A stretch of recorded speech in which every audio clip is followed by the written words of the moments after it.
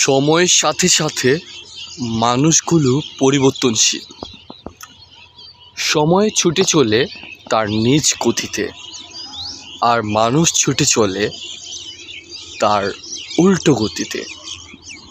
মানুষ সময়কে মূল্যায়ন করে না, যার ফলে সঠিক সময়ে সঠিক সিদ্ধান্ত নিতে তারা ব্যর্থ হয়।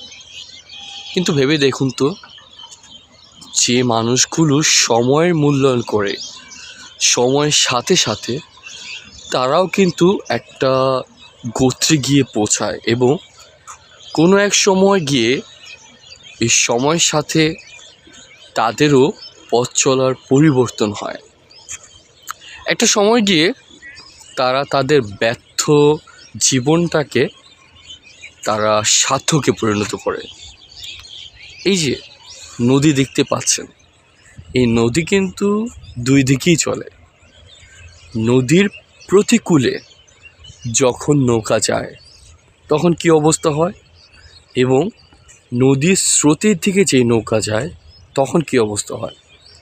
যদি এই প্রবাহমান নদীর স্রোতের দিকে নৌকাটা যায় তাহলে কিন্তু খুব দ্রুত সে যেতে পারছে, কিন্তু যখন নদীর স্রোতের বিপরীত দিকে অর্থাৎ প্রতিকূলের দিকে যাবে তখন কিন্তু এই ডিঙি নৌকাটা পৌঁছাতে অনেকটা সময় ব্যয় করতে হবে।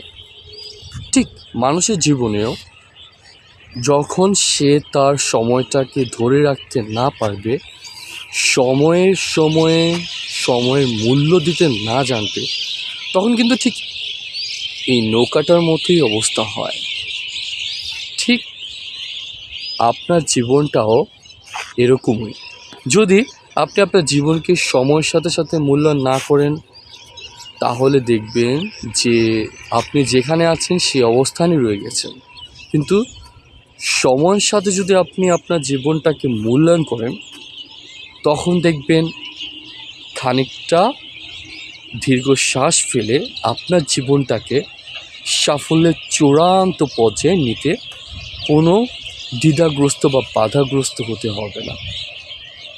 তাই এখনও সময় আছে, নিজেকে সময়ের সাথে পরিবর্তন করুন, যেন বাকিটা জীবনে আপনার পরবর্তী জেনারেশনরা এসেও একটু স্বস্তি ফিরে পায়।